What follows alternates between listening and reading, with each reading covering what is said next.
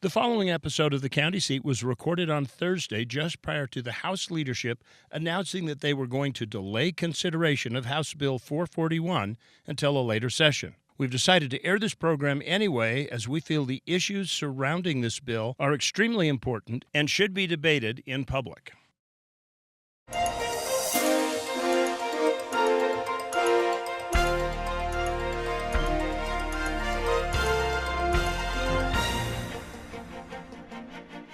Hello, everybody. Welcome to this week's episode of The County Seat. I'm your host, Chad Booth. We are once again at the Utah State Capitol right at the end of the legislative season. And every year, there are issues that percolate to the top and become really critical issues for rural communities and business communities and different affiliations. And this year, it happens to be House Bill 441, which is an attempt to broaden the tax base by starting taxing services alongside products and reducing the rate on one and adding to another. This has created a lot of problems across the board, and it is now, I believe, on its fifth revision, and we're at the final wire, and it's still creating some debate. Joining us for the conversation from Summit County, a councilman, we have Glenn Wright. In the middle, we have Kevin Mortensen, who is a business owner in a service industry, actually a disaster cleanup company in Richfield, Utah, and my good friend Richard Dutre-Jones, who is the Vice President and General Manager of the station that you are watching this show on ABC4. Thank you all for joining me. Thank you, Chad. Thanks for Pleasure to be here. Okay, so every one of you has an interest in this topic, in this bill, and you have three very divergent backgrounds. So I just want to start with a summary. We'll go right down the table, short summary. Why is this so big to Summit County? Not only Summit County, but to all the counties in the state and all the cities in the state. The way the tax bill was originally formulated, it would apply to our local sales taxes. And while you may come out even on service and product sales statewide, there are massive variations between communities. Some communities are going to be big losers on this with this bill, and some would be big winners.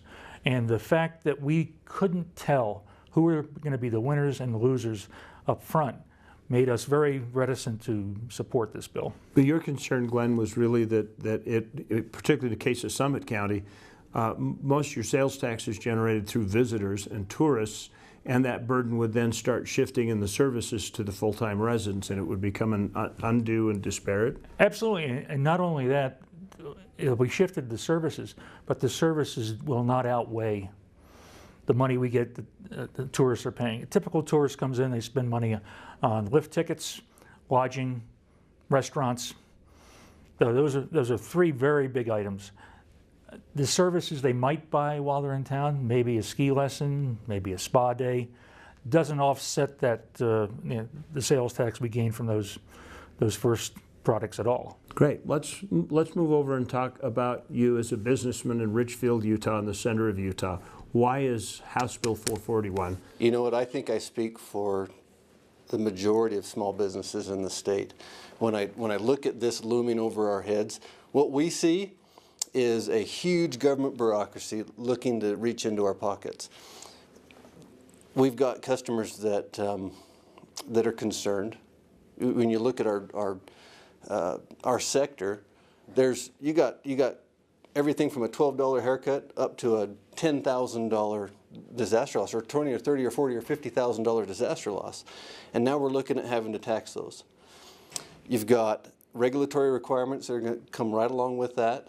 You're going to have reporting requirements. The time it takes as a business owner to start keeping track of all these and the penalties if you don't. Exactly. Well, but somebody could argue that you have to do that on product sales anyway. Not to this extent. And they have a website set up for this. They showed everybody. One of the business people I listened to, who is a sole business owner, said that it would require him having to go hire somebody just to keep track of the tax process. Think about that for a second. Well, yeah. It was so complicated. The accountants the reason you're uncertain, the reason you're concerned, same reason we took our puppies in today to a dog trainer. for a service. And he said, "What were you doing?" I said, "It was up on the hill talking to the governor and his staff to protect you as a small businessman, because you're about to be taxed on what you do." And our concern is, along with everything else we do, I've brought, just in our company, almost 100 new jobs into this state in the last 5 years, because I convinced my corporate bosses that this was a great place to do business. And so we became a regional hub for other stations where they shut down operations to do certain things, and we do this out of our station. Think of that, 100 employees that we've added. I have 25 more to add at the end of the year, Right. because they keep doing it.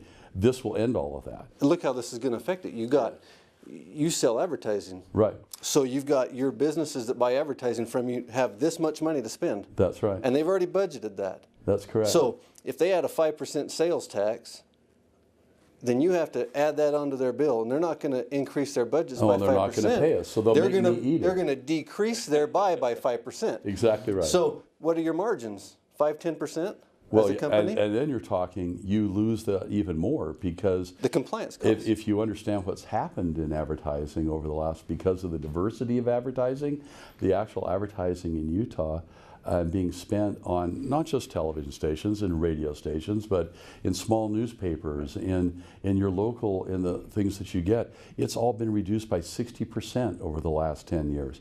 So now you're cutting those margins even more, but it's also cutting it for the business owners who need to advertise, to pitch their products and to do certain things. So isn't there an element within this, and particularly in the advertising side Right. of it, I see this, is that advertising becomes a part of the cost of preparing a product for sale. Right. And so you're taxing something on the way in to the final sale of the product, and so that means that, to be fair, raw materials that are coming in for your business to turn around and resell should be taxed as well, because this is a component of production of what the retailer like you produce, is what you offer. Is that not correct? That is correct, and so you're talking about layering taxes. So now you're putting a tax on top of a tax on top of a tax, and what I find interesting about this bill, I'm sure it's a coincidence that the author of this bill is a pharma salesman, and they've cut out From Georgia. And they've cut out the pharma sales. They're not part of this tax. How about Isn't that fascinating? I don't know how that Just happened. exactly around it. You know what? They had to do something to get somebody to take this bill, because it's a disaster, and you got a guy from Georgia who has really no ties to Utah, and no co-sponsor. As far last I could tell, there was no But the co-sponsor. bill has gained a lot of traction, and that's where I want to pick up this Right. conversation right after we take this break. You're watching The County Seat, a discussion about House Bill 441. We'll be right back. My daughter and I had just finished a run at this place called Eagle Point. It's this really cool but kind of challenging ski resort that has a real family feel to it. She was so excited because she beat me down the run. Deja vu. I saw myself as a kid out skiing my mom. It was a big moment for me. And all of a sudden it hit me. I was making the same memories for her. Beaver County, Utah. Make it more than a vacation. There's a little place on a Utah map where I was raised, where my heart's at, where the sagebrush grows wild and high, and the stars come out at night. Oh, there ain't nothing like being raised in the basin with a Ute reservation, skiing starvation, that Duchesne County life. All the traveling that I've done over the world, I'd still rate this locale as being one of the best. This is some of the most scenic country out there. And part of the appeal for Kanab is it's a small town. It's beautiful. People are very friendly. It's just been awe-inspiring.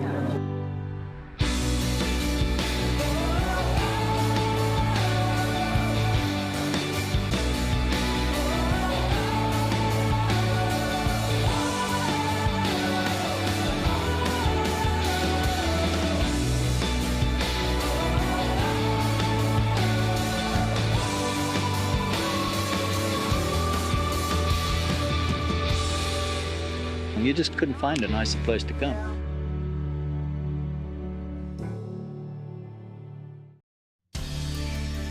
Welcome back to the county seat. We're talking about House Bill 441, which would take sales tax, reduce the rate on items that you buy, exempt a few areas from sales tax, and add sales tax on services like the babysitter, like the delivery service, like the people that come out and clean like your the pool, hairdresser, the hairdresser, your accountant, your attorney. Yep. It goes on and on, like the dog trainer. It goes on and on. And you guys on. talk about the burden it puts on fairly good-sized businesses. Think about the burden it would place on single operators.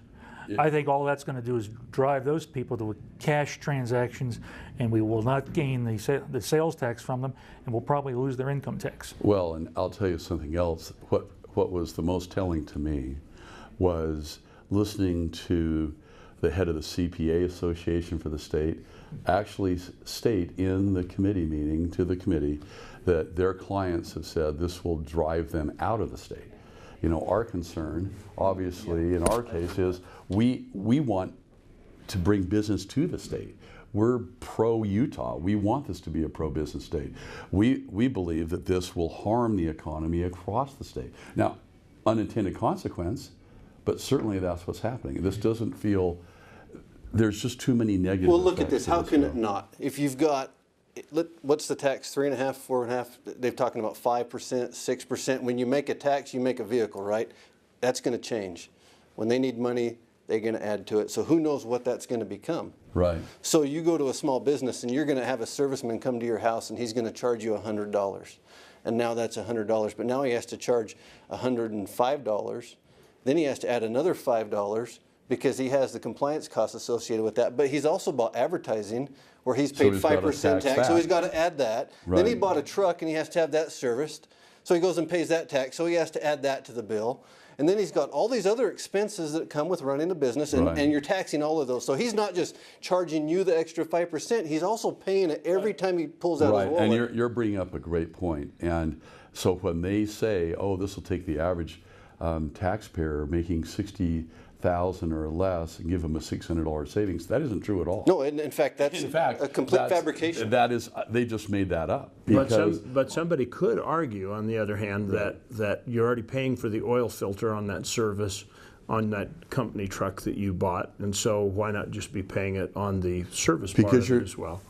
Taxing inputs, Chad, has never worked. Inputs to business, you know, I was taken aback by one of the attorneys that testified that said in his analysis of the bill, this would make the Utah bill the most usury tax bill in the world. Yeah, and he said it was worse than the European added value tax. Yeah. Now that was a startling statement. And when you hear somebody like the good man from Murdoch Travel talk about how in the heck am I going to deal with these people in the Bahamas that I'm doing vacation packages, I'm going to have to pay all these different taxes.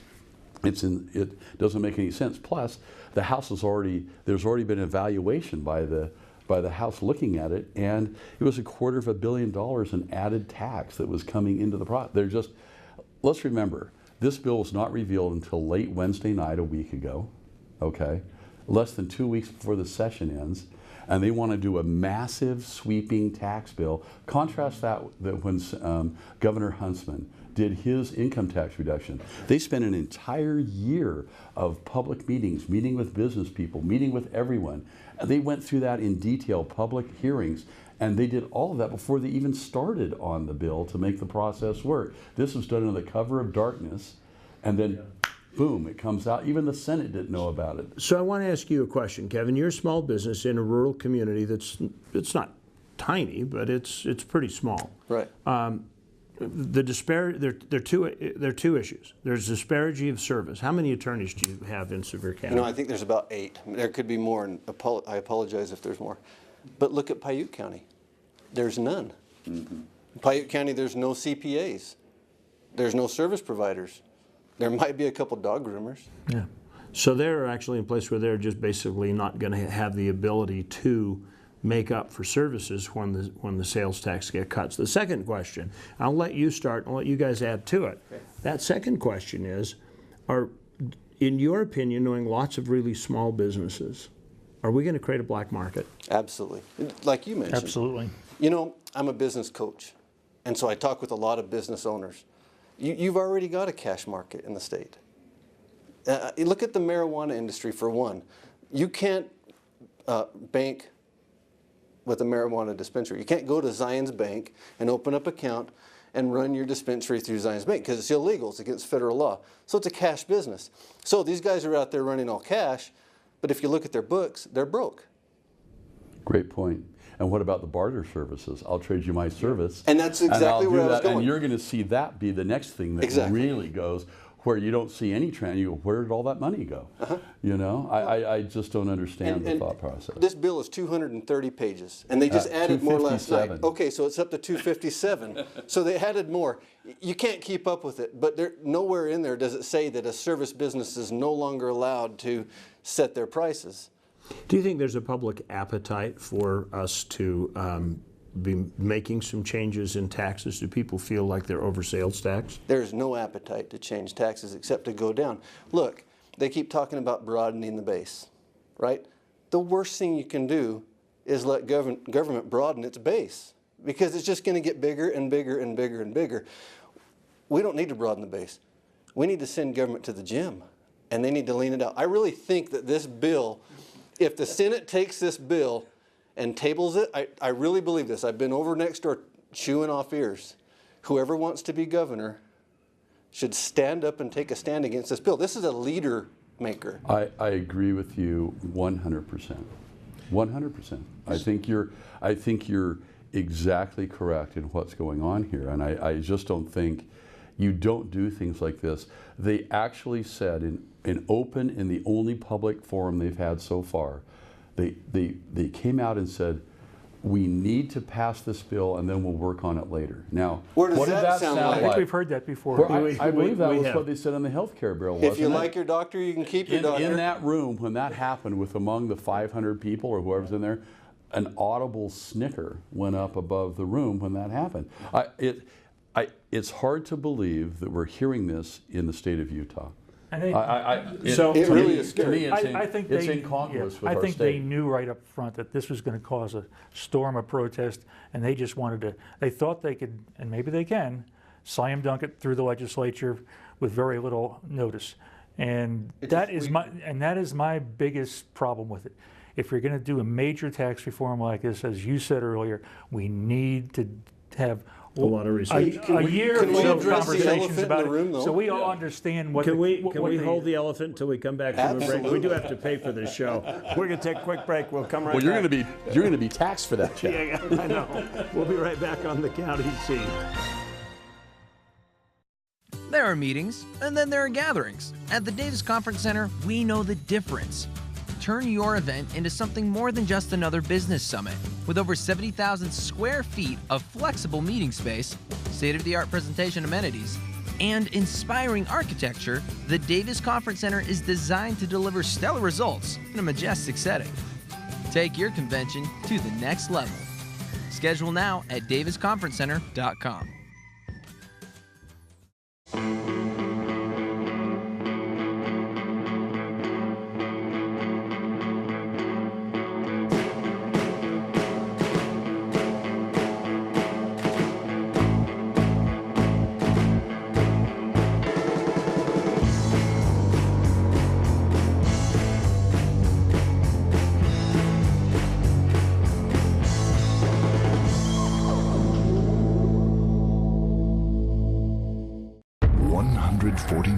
Years in the making, dinosaurs once roamed this land. Now they're found at the Dinosaur National Monument. Let's take you beyond the bones. We call it Dinosaur Land. You'll find it offers adventures and sights not seen anywhere else in the world. Come to Dinosaur Land, Vernal, Utah. You'll want to stay forever. The dinosaurs did.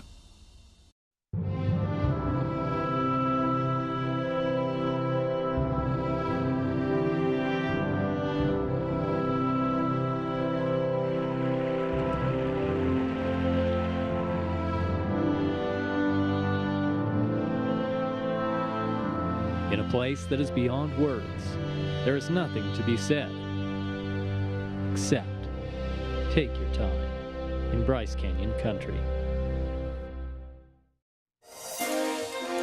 Welcome back to the county seat. A very lively discussion about a very controversial and seemingly out of nowhere bill, House Bill 441, to change and broaden the tax base and shift sales tax over to services. So, Kevin, you made a comment that governments need to go to the gym, and I was sitting here watching a government representative sits on a county council. I thought I should give you a chance to respond to that, Clint. This bill could force us to go to the gym because nobody knows what the consequences are in individual cities and counties. You know, we pass a budget every year based upon our anticipated sales tax income. Plus, we bonded for some of that sales tax income. If you start to make that number unknowable in the future, you can throw your entire budgets out of whack. Summit County brings in around $11 million in sales taxes every year. Most of them paid for by tourists from out of state. It covers most of our public safety budget. If we lose $3 or $4 million in that, how are we going to continue to pay the sheriffs that are out in our road and the fire departments that are putting out, responding to emergencies? Well, but people say, well, that's the service that everybody always complains about to scare people whenever you're talking about a tax issue. But within our budget, that is exactly how the sheriff's department is paid for, because it's through the municipal sales tax. And interestingly enough, this is why the governor and the other people are saying they need to broaden. And our comment is, look, let's have an open discussion. Let's talk to all the businesses. Let's remove the uncertainty, and let's work together to find a way to make this work. Let's not do that. Let's pass the bill and then work on it later. That makes no. That should be an anathema to everybody. You have to pass the bill to see what's in it. There's also what, $1.3 billion sitting. Yes, there is. In form of a surplus right now that they can't spend because of mandates.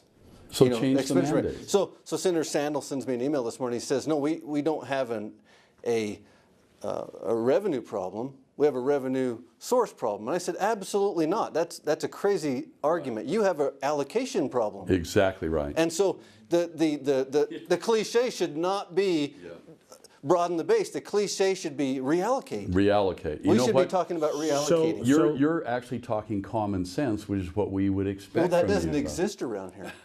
So tell me exactly what you mean by that, because there are going to be some viewers that don't catch what you're talking about, the reserved funds. So in 1995, 1996, the education lobby went to the voters and passed a change to the state constitution that mandated that all income taxes go to pay for education and education-like expenses. So all the general fund comes from sales tax.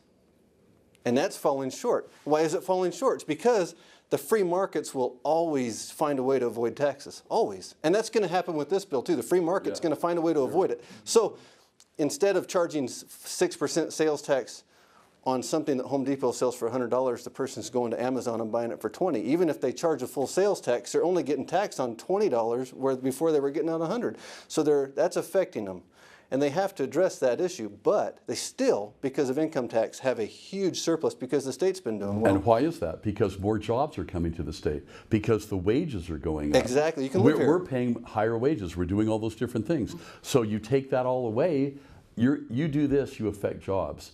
You need to run for office because you said it the right way. Reallocate. Let's recognize that what they passed before isn't working. Let's change the way they reallocate. That's why I'm on this Great. show. We're going to take one more break. We'll come back for final thoughts. We got 2 minutes left in this show. You know, Richard, I think we need an hour for the county seat. All right. I think you're right. We'll be right back with the county seat in just a minute. All local products have a story of magical places, real people, and delicious recipes spanning generations.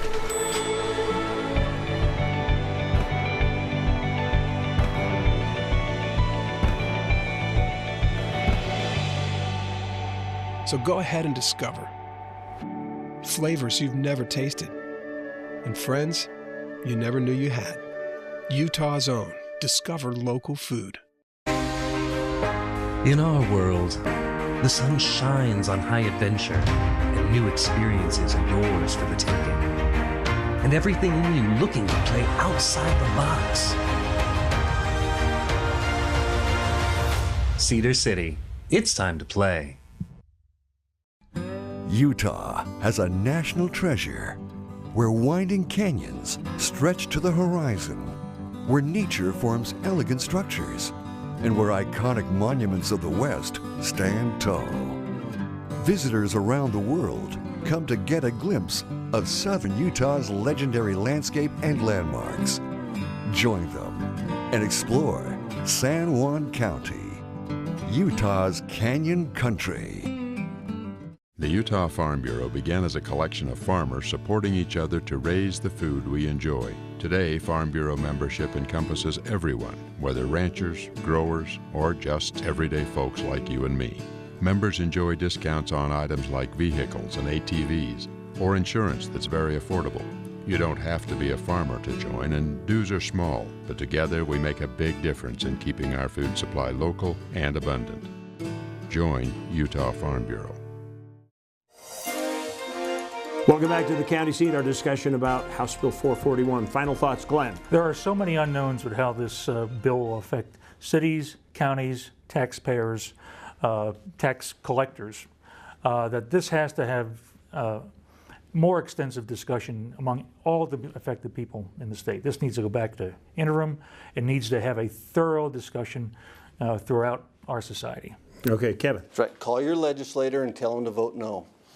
Look, that has a price. We absolutely have to end this. Why tax more when they've got the money?